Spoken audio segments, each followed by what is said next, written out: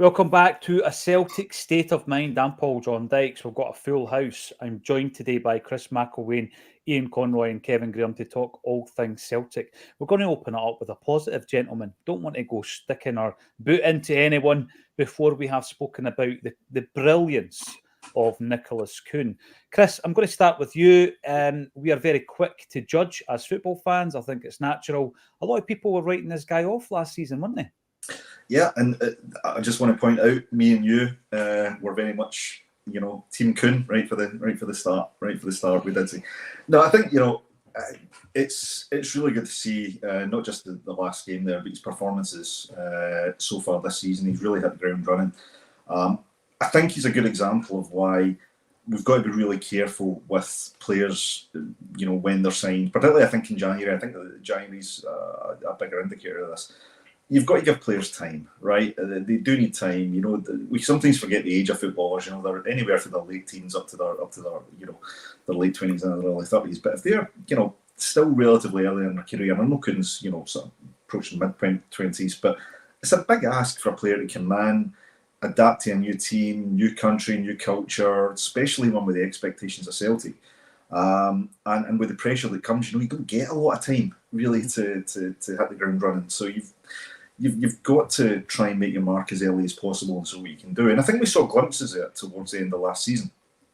But this season, he's just taken he's moved up a level, and he looks excellent. To the extent where I actually saw Big Yogi's post on Twitter where he actually put a poll up and he talked about, would you, at this point, given what we've seen, would you swap Jota, for example, for Kühn? And it was, I can't remember how it turned out, but I think there were more people that said no, we would rather keep Kühn at this point. I think it was tight. That's like asking for your favourite Beatle. That's unfair. It is. Ringo. I was like, we don't have an option to say bring Jota. I knew you'd say Ringo. Yeah, but it's... but it does show you that actually how much he's changed people's opinions, because he was subject to a wee bit of criticism last year. But ultimately, as the tagline says, he's letting these performances on the pitch do his talking, and he's been excellent. I thought when he came on at the weekend, what was it, about 30-odd minutes, 2 assists, 2 goals, heavily involved, the definition of a game changer. And that's what we talk about when we say quality player. That's the type of quality we need. Whether you're starting a match or you're coming off the bench, being able to make that impact and really turn what was looking like a bit of a banana skin game for us, and he managed to turn it around. So yeah, excellent. Really pleased. Now, you mentioned banana skin. I did talk about that. Listen, I got 2 things right this season, right? The form of Kühn and the fact that Falkirk would not make it easy. I thought that they did really, really well, and it did take the substitutions, Ian, for us to turn it around and get onto something like easy street. I think the score probably flattered us a wee bit. It was the thumb screws near the last 20 minutes of the game that did that. But sticking to Kühn, who is your favourite Beatle, Ian? John Lennon. John Lennon, there you go. Lennon all day. Ah, right. Is it changed over the years?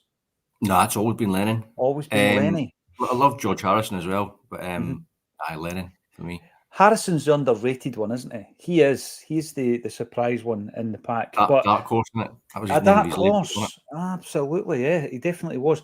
When we look at Kühn, we've spoken about this before. As you quite rightly said, Chris, 24 years of age, he's still in that probably developmental stage of his career. He's the same age as Stephen Welsh. You often look at Welsh and think he's quite young.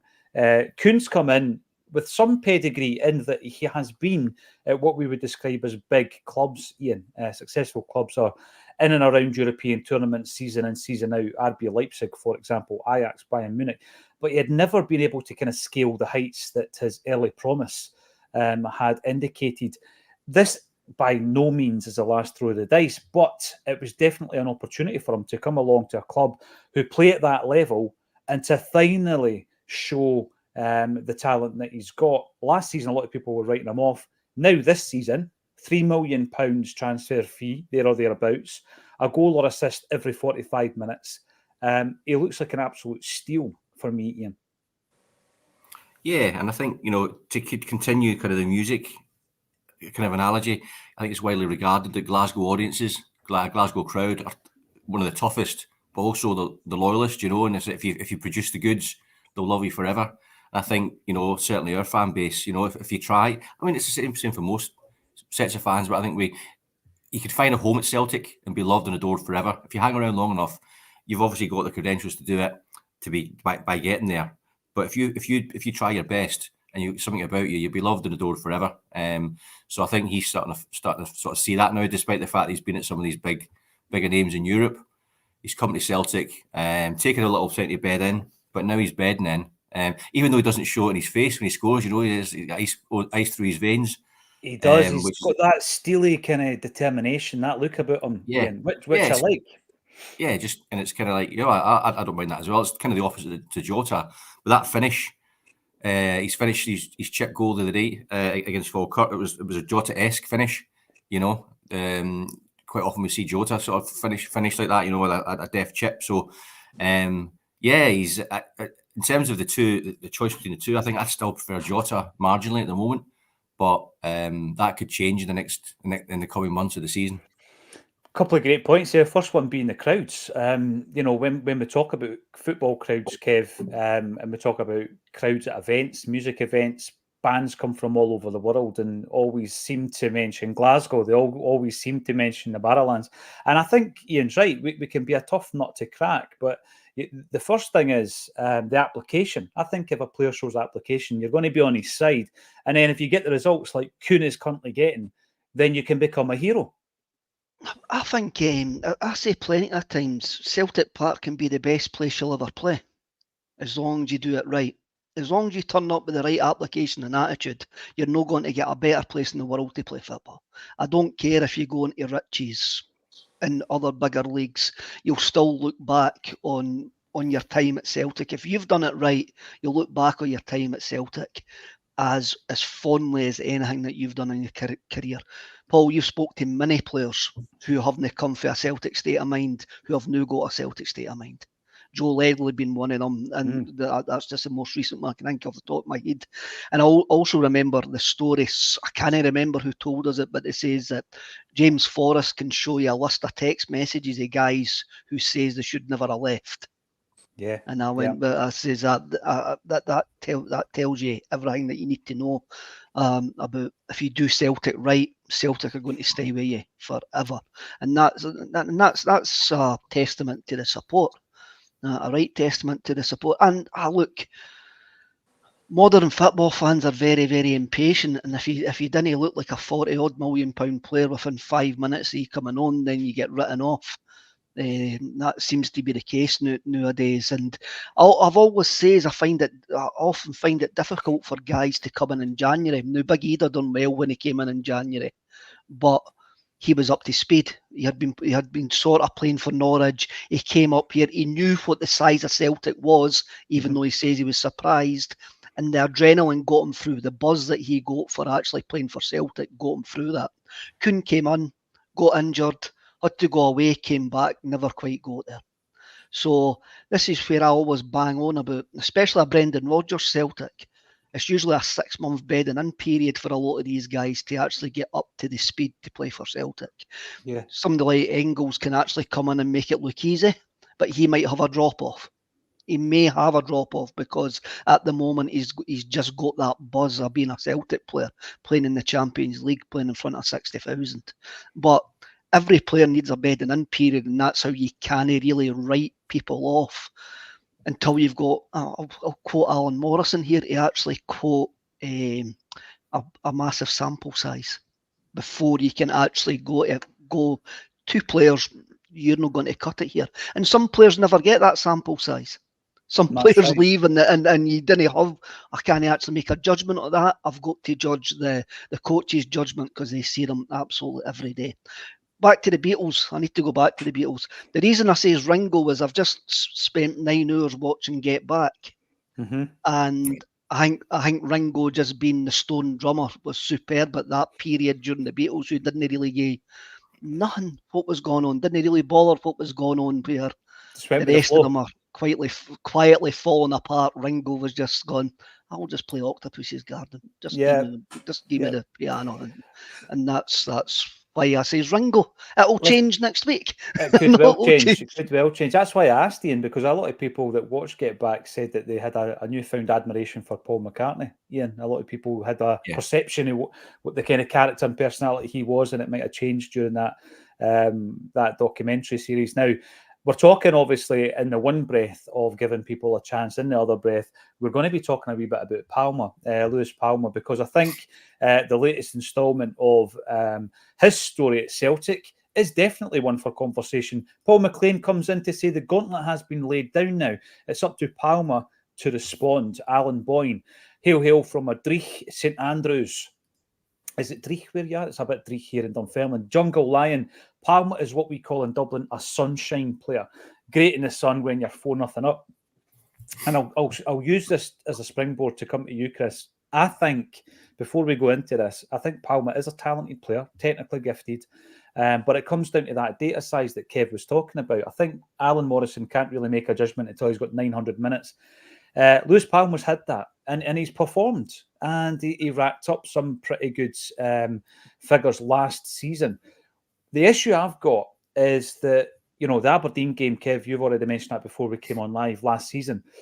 I've always got to look at a scenario this season where let's fast forward to Wednesday, and I'm not skipping St Johnstone, we'll be talking about that, but let's fast forward to Wednesday, and we're in Germany and it's 0 each, and you ask yourself, do you trust this player to come on and see this through?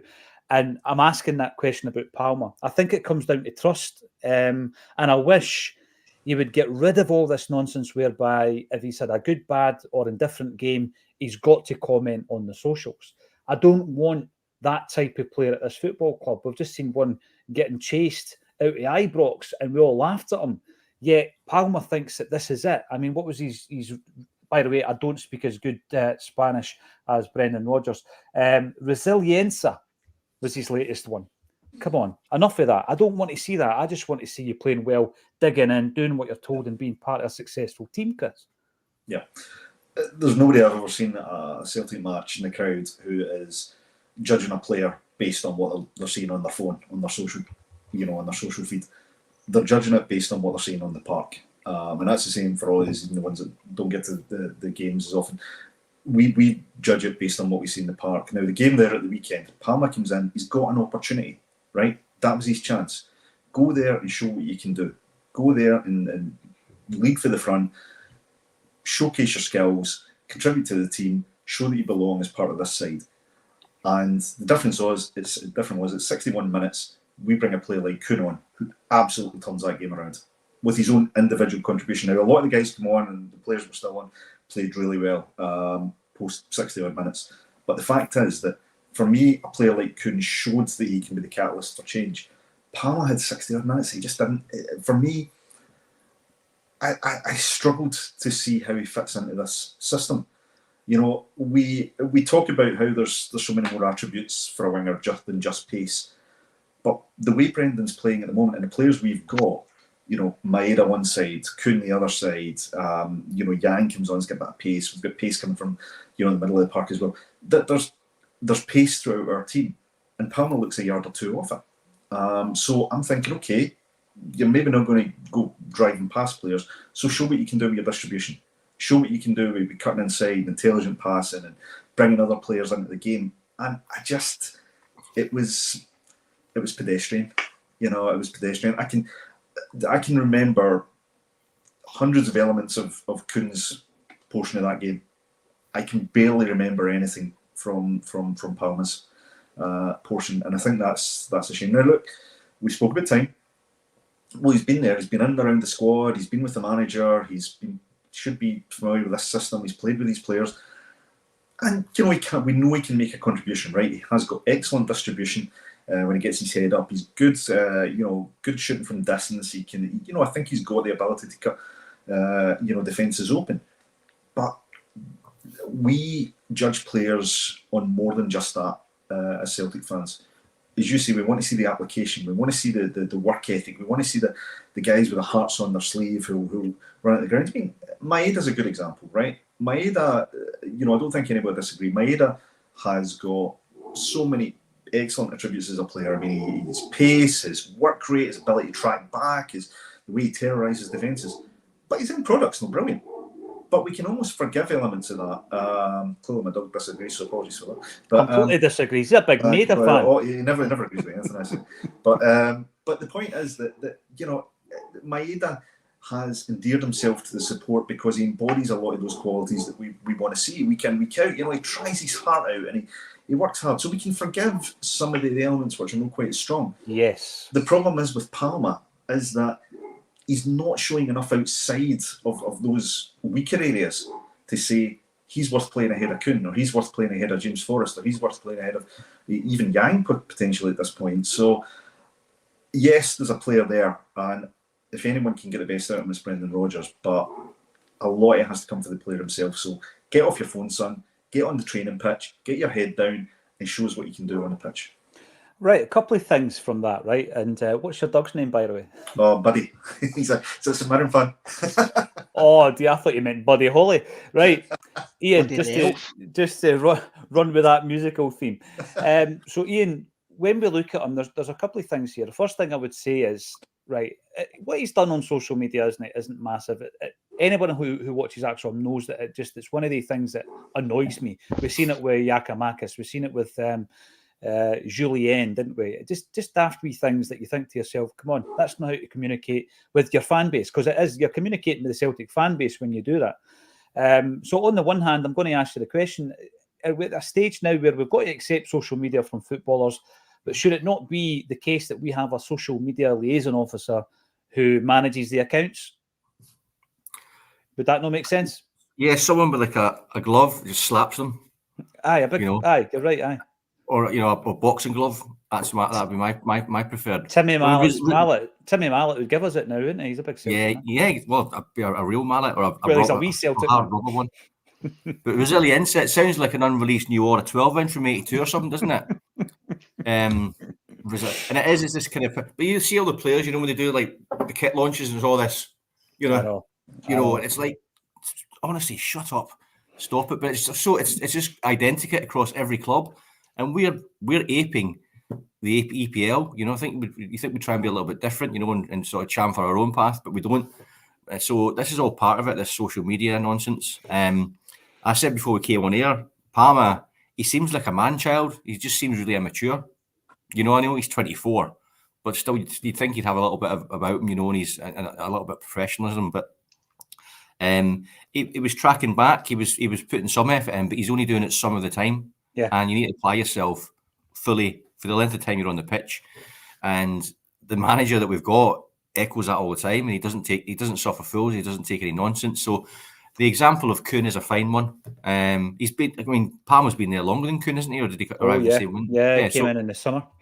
Yeah, so he kind of flattered to deceive. Someone said the other day, I can't remember where it was. I think it was one of the pods, but I think it might have been Al Morrison. Actually, I think he's a more of a central player. Palma, I don't think he's a winger. He's not the pace to be a winger or an effective winger anyway. In my opinion, I think he's got the smarts to have that sort of clever through balls through the eye of a needle type thing. But his work ethic's got to improve. He's got to screw the nut because it is a tough gig at Celtic. You don't get many chances, and as I say, it's a shame really because it promised so much when he first arrived, but it's sadly lacking at the moment. He's shown us that he does have that technical ability. And is it a case then, Kev, a wee bit of the Haksabanovic, where it looks like a square peg in a round hole? He doesn't have that pace, the blistering pace to take on the fullback. He probably would be better suited as a number 10, but lo and behold, we don't play that. Is it one of the ones, do you think, with Palma? Or can we show a bit of resilience with him and make a player out of him? What was it he says in his social media post? Was it Resiliencia? Maybe he should start writing the statements for the boys, eh? I think we'll come to that. Should actually start doing that. The other thing he says, if we were 1-0 down in Germany, and you're asking Palma to come on to turn the game around for us, eh? It's a bit like asking Ringo to go and drum for the Who, ain't it? It's not going to work. It's just not going to work. Didn't the Who though? Didn't they sound? Keith Moon said that his drumming style was like throwing a drum kit down a stairwell. Well, he did, aye, and Zach Starkey, Ringo's son, was taught the drums by Keith Moon. He played in the Who and he played in Oasis as well. He did. One of the best drummers I've ever seen. He's a superb drummer, as Zach Starkey. Anyway, back to Palma. What summed him up for me is, well, apart from the Aberdeen game last week, last season in the semi-final, was we came on second half, quite obvious that Rodgers has went like them. I'm giving you 15 minutes to go and sort this out. Yeah. He's done sort it out. The big boys are coming on. And the first thing Palma does is dive for a free kick down in the corner flag. Right in the first 30 seconds of the second half. And I says to my daughter, I would get him off the now. After he's done that, I would just go hooked. You've just went out there with your head full of nonsense and decided to actually dive for a free kick. Look, his stats are good. Last season at this point, he was tearing up the place. His stats are really, really good. But then round about Christmas time, he's fell right off a cliff. He maybe had a wee boost during pre-season where he looked okay, but as soon as this team's got into a row, he's been nowhere to be seen. He's no really came on as a sub that really to influence games and that. It seems to be he has just got the air of a squad member that will get a game. Like, he will get a game in the next till the next transfer Monday. Or Sunday proved to me was what we says at the end of the transfer window, that we should have brought in another winger.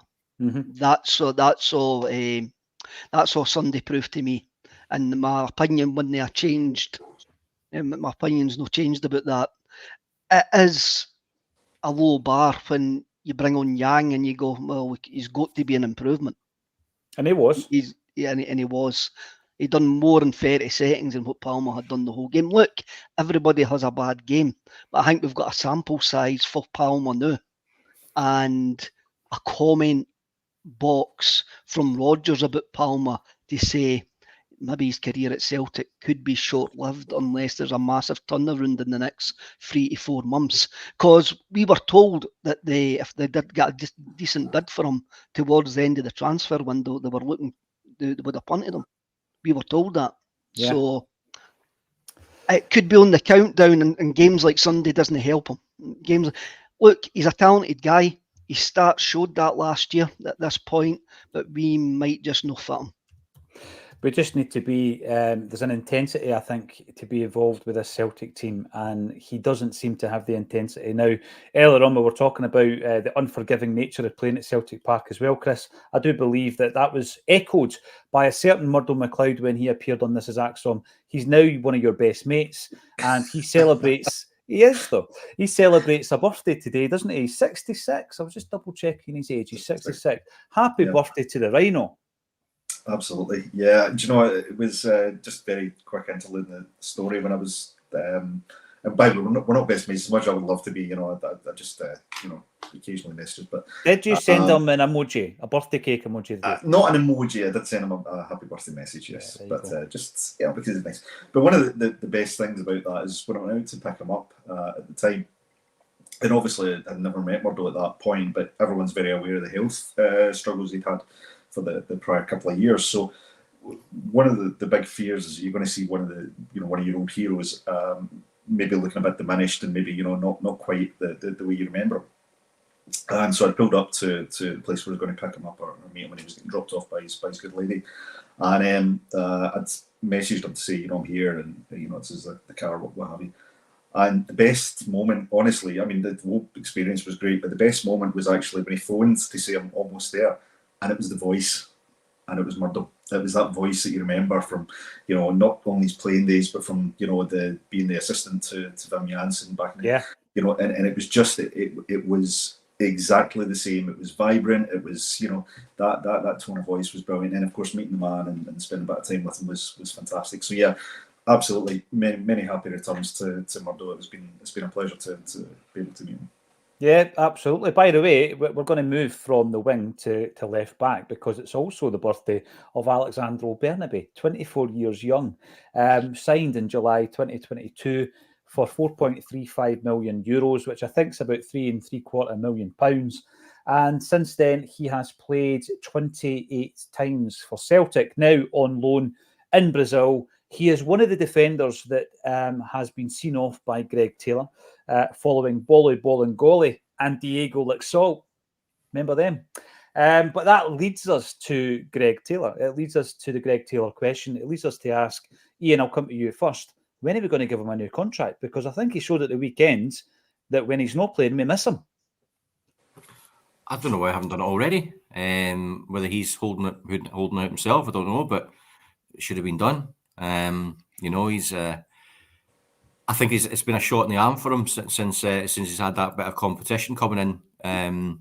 He seems to have upped a notch. Ditto Liam Scales. So yeah, get it done, get it sorted. Big thing for me, going back through the ages, Kev Graham had him down as a future captain. You were scoffed at, Kev.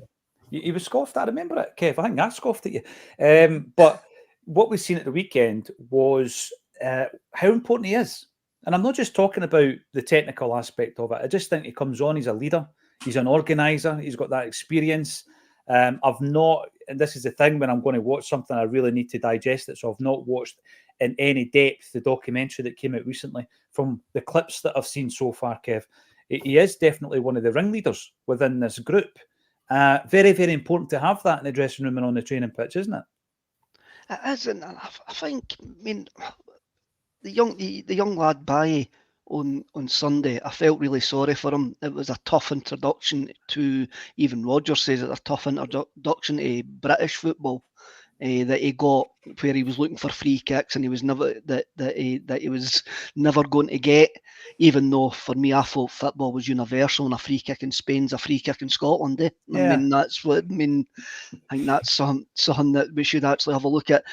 When you have a look at it, Baye tried to go inside and do the Greg Taylor left back role that we play, and it's a very difficult role to actually do. But Baye did actually set up the first equaliser when he actually broke into the box there. The guy had a decent touch, but he was sort of let down by the whole hodgepodge nature of the team round about him at the time. So I'm not going to write him off, but I was pleased to see Greg Taylor coming on, and right away he gave us that extra body in the middle of the park, because that's what he went in and done.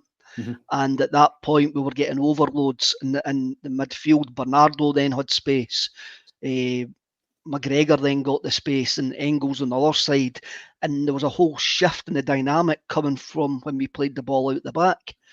And Taylor proved that he's an integral part of the way that we play under Brendan Rodgers. Mm-hmm. And any left back that's going to come in is going to take a wee while to get up to speed to learn that's how we play now. It's quite weird, because Taylor comes in, but Alistair Johnson never does. Alistair Johnson's a more old-fashioned fullback. Yeah. And it makes me wonder if Baye is maybe a more old-fashioned fullback as well, but he did try. The Greg Taylor one's strange, but he's now 26, coming up 27. This is probably his last big contract. So I'll be interested to see if he's holding out to become one of the top earners at the clubs, or at least get over the 20 grand a week bracket, or whether the club believe that they can improve on that. The club believe that he's going to be a backup fullback to whoever the first choice left back is to be in the future. Mm-hmm. Maybe with the initials K and a T. Yeah. Maybe.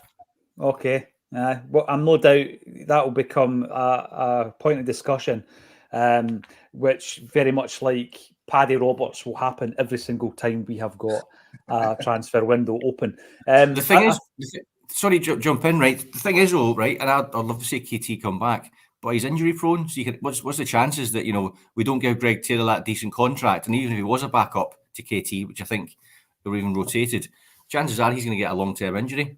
Yeah, and we're going to need Taylor anyway. That's the benefit of even making Greg Taylor one of the highest paid players. Not the highest, but in that top bracket, is because even if you do bring KT back, for example, Taylor's still going to get games. He is still going to get games, and he is still going to get used. And I think he's essential to the way that we play football at this precise moment in time.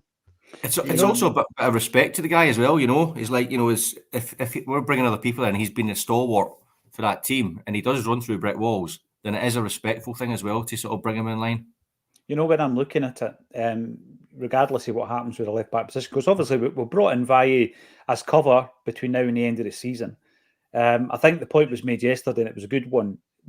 The game against Falkirk with Palma in front of you, probably not the best introduction, because if you've got Maeda in front of you, you've got real backup there, haven't you? And so I'm a bit like Kev, absolutely after one game, not writing the player off. And also as well, it's a back four that's been introduced to each other in the tunnel. Yeah, never played. See, the way to do this, right, is that we've got this style of play. Do one player at a time to bed them in. I agree with that. Right, because then they'll learn the Jedi, you know, with the settled team. We've spoken about the Beatles. We've spoken about Jedis.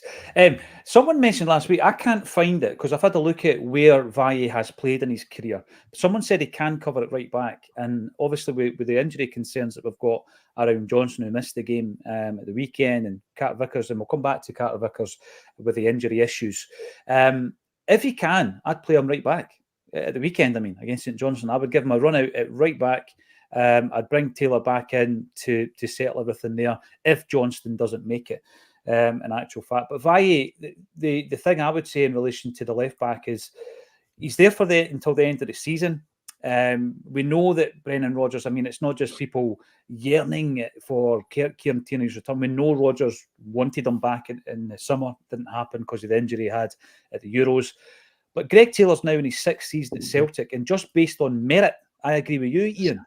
You give him the contract based on the merit, because he has earned that. I don't think Greg Taylor was great under Neil Lennon. Sometimes, the style of the team, the makeup of the team, I don't think he shone under Neil Lennon. I think Ange Postecoglou's arrival was brilliant for Taylor. He really took to that inverted fullback like a duck to water. Still plays it, as you're saying, Kev. He still plays it. Johnson, not so much. And I think that he was one of the biggest reasons near the end of last season as well that we got it over the line. So regardless of all that, I think you give him his contract, Chris. And yeah, you might still be looking for that upgrade, as we keep talking about, and we'll come to Engels in a minute to prove that you can upgrade every position, because, we were all crying into our cornflakes when Matt O'Reilly left and Engels comes in. So I'm not saying that upgrade right now, but I'm saying in terms of a signing, when we signed O'Reilly versus when we signed Engels, when we signed Taylor, there are going to be left backs out there who can have that same impact. But in the meantime, reward them, because he deserves a new contract. Yeah, I agree. I don't think loyalty should be rewarded just for being at the club, right? I think that's, you have to do more than that. But I think when you look at Greg Taylor's been a consistent performer within that team. He's, like every player in the squad throughout the last couple of years, good moments and some not so great moments. But the point is that he's been a stalwart at the club and through a period of real sustained success as well. So yeah, absolutely, I think he merits a new contract. It's obviously on the player to accept that and negotiate for the terms that he feels he's worth. I agree with Kev. I think you put him in the top bracket, because I think that's where actually your senior players and your leaders in the team should be. I think I was always astonished at hearing reports of players like Henrik Larsson and Scott Brown and Kalmack always being in that kind of middle tier. And I'm like, what? These are the guys that you look to. Who was the other one? Oh, it was another Jackie. Captain of the club, Jackie McNamara, yep. And when you look back, you think that's bizarre. He'd absolutely been at the top of the bracket, particularly towards the latter point in his career where he was, just immense. But look, there's one thing I don't necessarily always agree with, and that's this term of upgrade, right? You bring in a player to play in the same position. It doesn't always have to be an upgrade. It can be an alternate. It can be a plan B or someone who brings a slightly different element to that position. Now, Greg Taylor, for me, is a fantastic modern day, left back. He's a guy who, will dart up that wing. He'll contribute to the attack. He can cut inside. He's pretty good distribution. But defensively, he's got, physical limitations, and he's got, he's not the strongest player, he's not the biggest player. He's a guy who might get bullied. So you bring somebody in that is not necessarily an upgrade on the player, but someone who can maybe do the jobs that he can at certain points in games. That for me is what you do when you bring in real strength in the squad. So yes, I think Taylor's a great player, Do I think he's the best defensive left back we could get? Probably not. But at the same time, I would bring someone in who, covers for those maybe defensive and particularly aerial deficiencies that Greg Taylor has, so that when we're in games where we're a bit more under the cosh and that area has been targeted, well, do you know what? We've got someone who can come on who can plug that gap. Doesn't mean he's necessarily a 100% better player than Taylor. It just means that he's been brought in to do that particular job or play that specific role. And that's the way I would like us to build our team. Now, looking at Valle, I agree with what the guys have said. I never judge him on one game. I thought he looked like a guy playing his first game for the club. Mm-hmm. But the difference between him and say Palma is that Palma's had a season and a bit to get up to speed.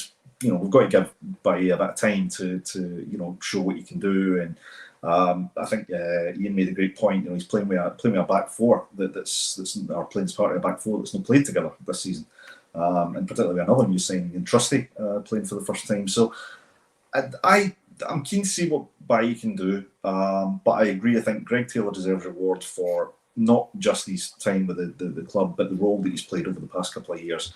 And if we do bring someone in, it should be someone who can play or cover some of maybe the weaker areas of Greg's play without, saying that's it, he's a replacement.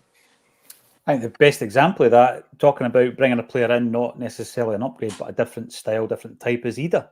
Yeah, Adam exactly, comes exactly. in. And there's certain games that you think, Ida's going to be better suited to that, and we'll talk about him. But I'm really want to bring in some of these comments. Joe Hamilton, welcome back. You're on the YouTube. Good afternoon, boys and girls. Next game will be another flexing of the muscles to quieten down those who think they are in for a chance at getting anything this season. We'll be talking, obviously, about the St Johnstone game and also who we have drawn in the next round. It couldn't have been more difficult. The second best team in the country, Aberdeen, in the semi-final of the League Cup. Lackwinder Pal, hail, great show. Bumped into JP going up to Paradise versus Hearts. I'm going to Dortmund, no ticket, take my chance. I'm on the hoops. Kev, are you going to Dortmund? No. Unfortunately, my annual leave entitlement is looking extremely thin, a bit like John Hartson's hairline. So there'll be no European, and my hairline, funnily enough. But Kev, the reason you brought up John Hartson was obviously to link into the fact that we are doing a gig with him next month. Brilliant, well done. That was a nice bridge. It wasn't to have a dig at the big man, just in case he's watching. No, I'm not going to Dortmund. There's quite a few actually going over, And we were talking about this on Sunday. The supporters see it as a free hit, but we know that the players won't, and the players shouldn't actually see it as a free hit, but the fans see it as a sort of a free hit to go to a country that treats football fans well and knows how to welcome football fans and knows how to put on a show and a party for them, and they will enjoy it.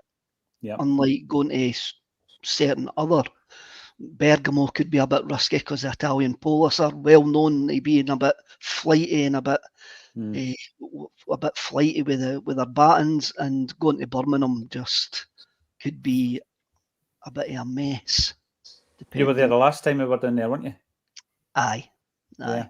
You spoke about that before. Alan Robertson, I think we need to chat about Greg Taylor. Yeah, absolutely agree with that. When is this boy going to get a new contract? Did Sunday not demonstrate how important he is to the team and how he plays in very full back role?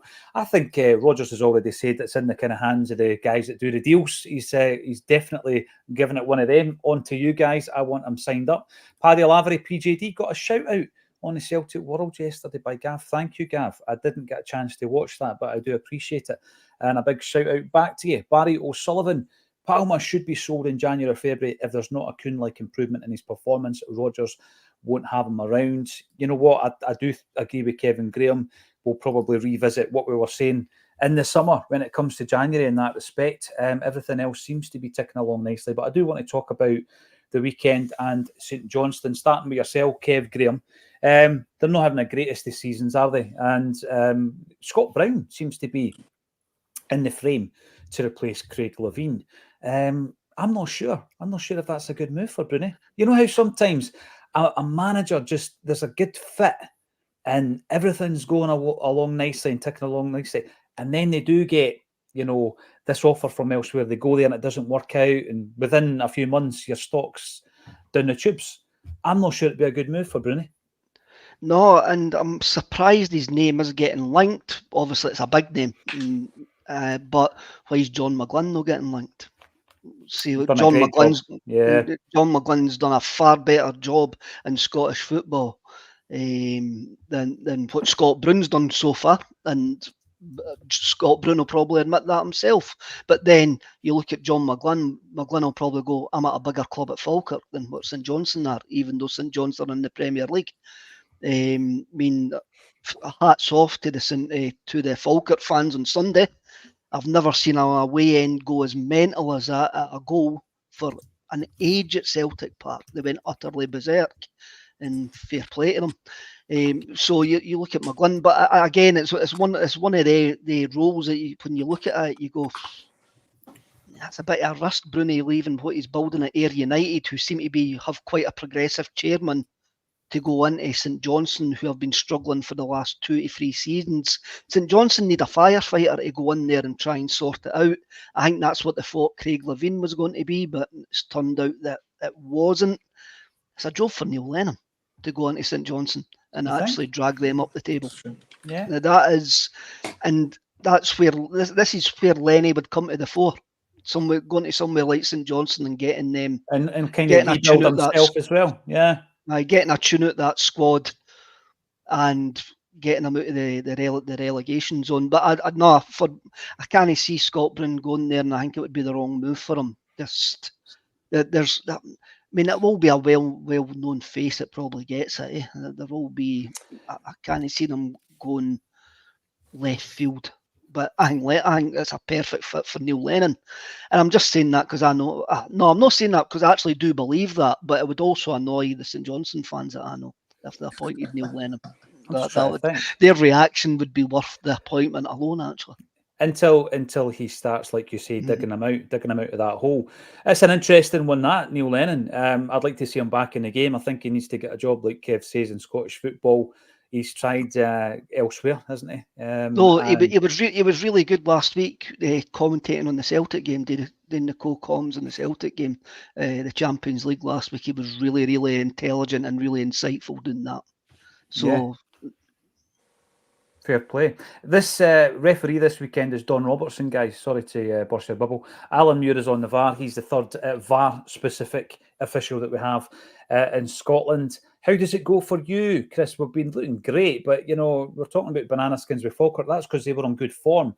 We've gone to McDermott Park, and you're kind of hoping that we continue in the form that we have shown this season. It wasn't always easy last time round. I remember a Joe Hart save when we were 2-1 up, which resulted in a move that finished off with us going 3-1 up away from home last campaign. So it's going to be tough, I'm pretty sure. But if we can continue with the form we've shown, other than, I don't think we were great against Hearts, and obviously first time we were against Falkirk was a wee bit dodgy. I think we should be able to win this one comfortably. I think the start of the season proves that. I mean, I think we've got, as a first 11, and obviously injuries aside, I think we've got a really strong cohesive unit there that look as though they're really gelling well. I mean, Engels has just come into the side. He looks as though he's already starting to build up a pretty good partnership on the kind of right hand side of the attack with Kühn and AJ. So the team seems to be gelling there. I know there's been some criticism of Hatate, but you've got Bernardo coming in as well. I think a few people said the best midfield potentially is Callum Mack, Bernardo, and Engels now, given what we've seen. I still think Hatate brings a lot to the team. I think he gives you that innovation, but I agree. I think Bernardo coming in, actually he was one of the real bright spots of the match against Falkirk. So I think there's I think we've definitely got enough in the tank to take on St Johnstone. I mean, St Johnstone, I think they've had 4 losses and 1 win so far this season. I think they're just above the drop point, ahead of Hearts, which is always worth a mention. I think ultimately we should be trying to play our strongest team again in every match. I think really build up momentum, particularly going into the big game next Wednesday against Dortmund.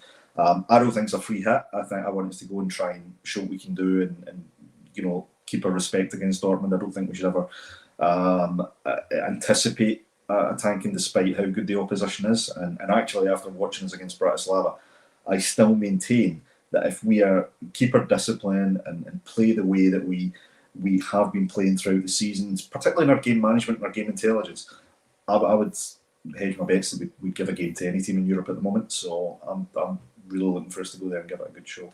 But yeah, get St Johnstone out of the way, start our best team, hopefully get to a point where we're comfortable, and then maybe we can start bringing in some of the new guys, do a bit of a reverse Falkirk where we actually bring in, maybe some of the newer players to come in and get a bit of exposure and make an impact. But we have to get them out of the way and get them out of the way well on Sunday. Yeah, and again, when you look 5:45 Saturday night kickoff, Saturday night, yeah. When you look ahead to the Dortmund game, I don't think they've prepared too well for that, getting pumped 5-1 just at the weekend there as well. It's quite interesting. The two German teams that we face, both of them had European hangover results, I would call them. At the weekend, Dortmund got beat 5-1 and Leipzig drew with St. Pauli, getting St. Pauli their first point in this season in the Bundesliga. So there seemed to be a bit of a European drop-off with them. So I'm not looking at the weekend results as a basis of the quality of Dortmund and Leipzig. These things happen when you look at us for 60 minutes. No, it was a post-European game. It happens out of Europe, this type of drop-off after European ties. So I'm not looking too much into that. Well, what I would say, Kev, you mentioned European hangovers. That was also mentioned in a statement from Ultra fan group Boys, which has ruffled a few feathers, I would suggest. First thing I would like to say is that the fan groups at Celtic, Resilienza. The fan groups at Celtic have my backing, and I've said that, from day one, really. I think the work that they do, not just within the stadium, the work that they do away from the park in terms of the charitable contributions, etc., raising awareness of certain causes, I think has been phenomenal. But they released a statement, and I think what I would take from this, I'll start with you, Kev, because I know you're going to have an opinion on it. I know you will. I would just say, go and get somebody to write your statements, lads, because I'm not friendly with too many Falkirk fans, but the one guy who's top-notch definitely doesn't have webbed feet, right? He doesn't have webbed feet. Tongue in cheek and all the rest of it, but sometimes these things can sink pretty quickly, Kev, with regards to your words and putting them out on social media. So basically, the gist of it is this is kind of our section of the ground. This is how we conduct it with regards to the tempo and the energy and the singing and the noise. And if you're not going to get involved, then maybe sit somewhere else. That's what I took from it. Or get joined in. But I'm of the view, not everybody goes to the football to sing. Not everybody enjoys the huddle, believe it or not. I've seen a few people saying that the other week. Celtic fans can decide how they support the club. Kev, that's my view on it. Oh, if you're in 4-1-2, I'm the guy that's not in the huddle until we win the league. I will not do the huddle until after we've won the league. Do you just stand there with your arms crossed? I just sit there with like that. Your daughter's getting into it, and you're the grumpy old man. The grumpy old man. Love it. Look, any point the statement tried to make was lost because of the tone and the delivery of it. If they wanted to make an artistic statement, they should have just put out a blank bit of paper. It would have says far more than the statement that they've actually put out. It's any salient points they've made have been lost because of the tone of it. Understand where they're coming from. I do understand where, but what they've got to remember is that was Falkirk's biggest day out since the Scottish Cup final 8-9 years ago. Mm-hmm. For me, it was a tone. And you're talking me. I've put out plenty of stupid statements and put out plenty of stupid statements in my time. So I'm talking for experience here. Sometimes you should just read it and just go, that's not hitting the mark. Is it like one of the tweets? Step away from the keyboard and you're glad go for a cup of tea and come back, and go It's not as if it's a tweet though, is it? A tweet, sometimes like a drunken tweet can go out and you're like, oh, a wee toe colour the next morning. But that's quite a long statement. It sounds like kind of it was written by a group of neighbourhood watch aficionados, we all know that neighbourhood watch meetings can go wrong as well. Remember the one during COVID? where it all kicked off, and it was Sid Island, and it went viral. What was her name? Cheryl Weaver, was it? Was that her name? Was that the I can't remember. Mrs. Weaver? You don't talk to me like that, Mrs. Weaver. Maybe it was written over a Zoom call. Maybe that's how it was all over the shop. Yeah, the big thing is, I won't give the Ultras a hard time here. No, I'm not going to. But I'm just saying that any point that they tried to make for me was lost in the tone here. Yeah. That's it. But you can get somebody to write the statements, right? As long as you don't use the word concomitant or webbed feet, you'll be fine. It's like when we were talking, this is Acsom, for example. I think that we had Bernard Ponsonby on, Chris, and there's always been this chat going right back to when Kev showed them all up at a meeting by telling them to go and have a look at the window and look at the Brother Wilfred statue.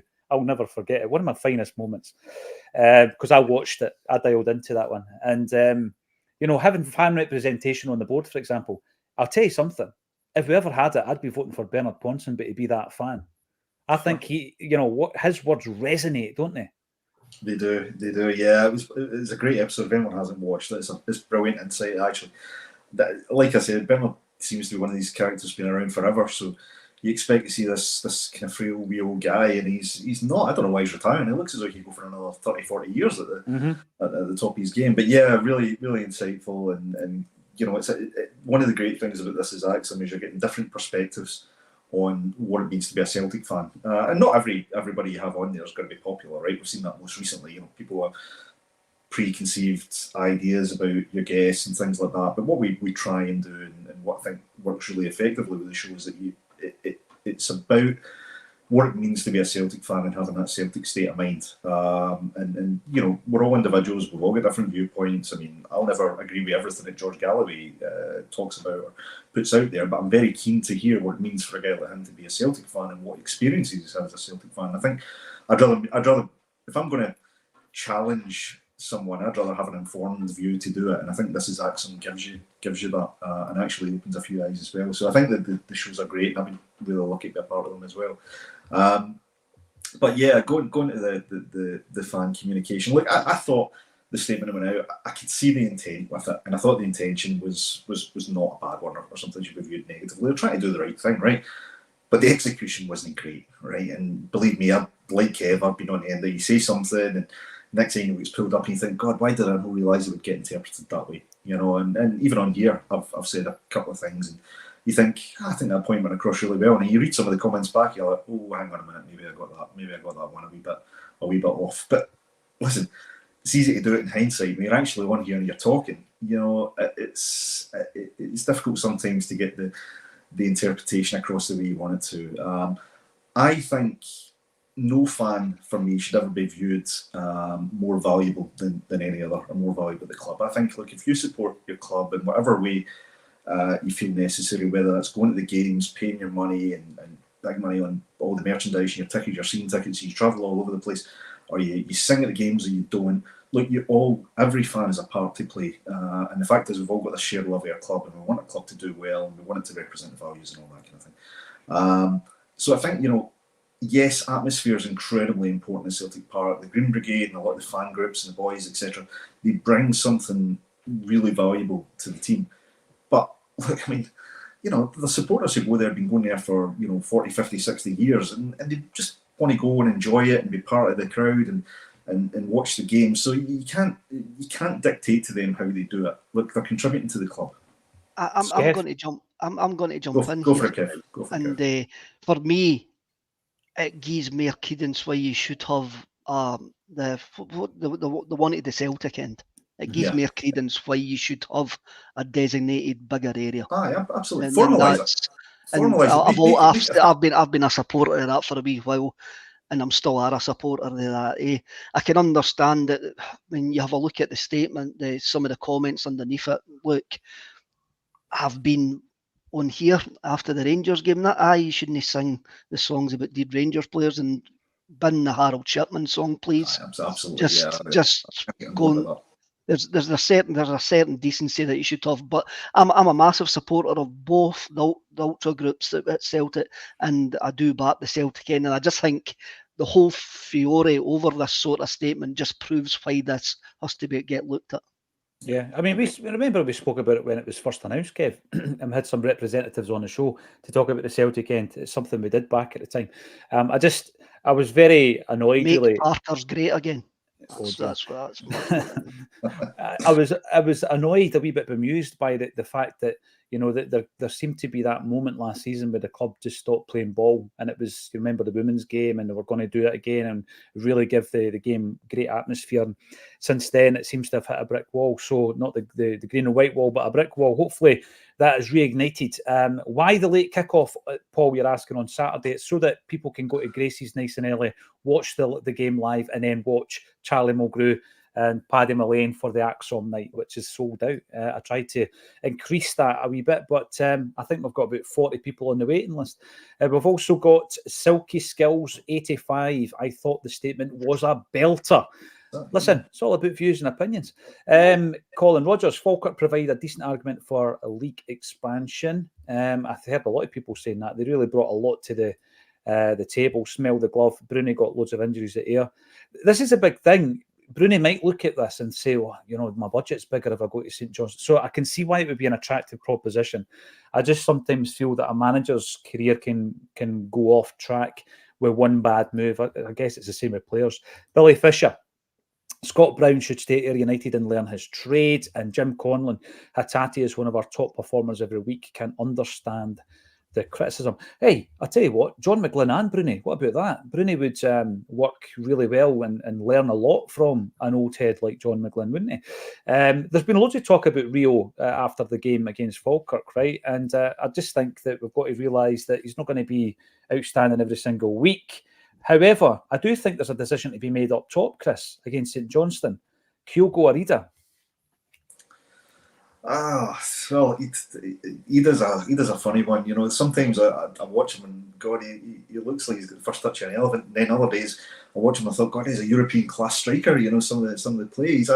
He confounds me, but I really like the player. He comes alive in the box, doesn't he? He comes alive. I think I'm not a fan of Ida going out wide and then trying to bring the ball in. I think he's one of these guys that I would like to see just run up and down a straight line and just get on the end of those kind of crosses that players like Kühn and Maeda can fire in, those low whipped kind of crosses. Very much a penalty box striker, and I think I think he'll get into double figures in goals this season, no problem. Even if he's rotating with Kyogo. I've not seen enough of St Johnstone this season to know who would be better suited, but if we're planning to play Kyogo against Dortmund, I would like him to get some minutes and maybe get a wee goal to get his confidence going. I think strikers feed off of goals, so if we can maybe start with Kyogo, maybe bring Ida on later on, because I would definitely see Kyogo as being the starter against Dortmund, and potentially Ida coming on and subbing on for Kyogo during that game potentially. So I think it's important they both get minutes. But I would start with Kyogo, see if we can get him goals, get the confidence going, get the killer instinct going, which I think he's maybe lacked a wee bit this season, and go into next Wednesday with the maximum momentum that we can. Well, I do think it's one of the choices and decisions. It wouldn't surprise me either way, Ian. When you look at Ida and the fact that he seems to have gained that wee bit of momentum. He scores against Hearts, the goal was chopped off, gets his first Champions League goal, then a couple of goals at the weekend against Falkirk. Do you drop him? Do you bring Kyogo back? What do you think, Ian? I liked the strength that Ida brought against Falkirk, and he sort of barged his way through, and his finish against Bratislava as well was nice and tidy. Sort of hardly any time to think about it and just slotted it away. But I did like his strength and that kind of different angle that he brought in, which might be good. Kyogo's scored a few, but he's also missed quite a few as well this season. He's gotten himself into good positions as he always does, but he's not putting them away maybe as he would have last season. So I wouldn't be against him starting with Ida. But again, we're spoilt for choice really out of the two of them. If it was Kyogo back in, happy days. If it's Ida again, I'm more than happy. One thing I was thinking though about Dortmund particularly after Wednesday's game. I don't know if anyone else picked this up, and it's like a minor criticism really, but it could become a bigger thing.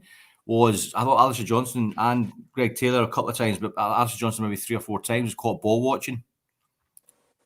which is playing against a better quality of side, that that could be an undoing, and we could lose a goal. So hopefully that's been picked up and it's tightened up, because he's a great player, but it was just that lack of concentration, ball watching, and allowing an opposition player to get in there at the back post. And also as well, Schmeichel getting beat in his left about 3 or 4 times in recent times. Always to his left, I've noticed. So is he carrying a wee bit of an injury, or? It was pointed out that he might have a broken or dislocated finger. I think I seen that on one of the blogs, actually, because his gloves had been stitched up. And then when he took them off, he seen that his fingers were taped up. So perhaps there is something in that, in actual fact. But I mean, going into the games, I'm feeling good as we possibly can. We're unbeaten. We've got a right good bounce about us. And Kevin already has slagged off John Hartson, so Kevin will be handing his tickets back probably for the Hartson and Strachan gig, because Big Bad John would swing you about like a wet tracksuit, Kev. Anyway, there are some tickets still available. He's a big guy. I would look forward to that, actually. That would be good. I cannot wait, actually, because there's a real chemistry between Gordon Strachan and John Hartson.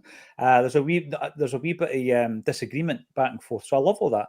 And obviously, Strachan was his manager at Coventry and Celtic. There are 75 tickets available and 5 weeks to get them, so it looks like it will be a sellout. In fact, it will sell out. If you want to come along and get involved, we've also got live music that night, David McKendrick, and it's one of the things, we're going to have live music at every gig if possible, with some great musicians getting involved. Paddy Mullane will be the musician on Saturday night. He's the 16-year-old boy from Shannon, whose video went viral. Absolutely tremendous talent. And there's a few others we surprises up our sleeve for future bills. I can see Chris is wondering who that could be. Somebody that you love will be on our bill very, very soon. And also, we were nominated yesterday for 2 football content awards. Delighted. We're absolutely blown away by the support. Thanks, everybody, for getting involved, voting, commenting on the socials. And if you do fancy giving us a wee vote, the 2 categories are Best Podcast International and Best Influencer. And the link is underneath the video. Thanks, everybody, for your support. And thank you for joining us on A Celtic State of Mind.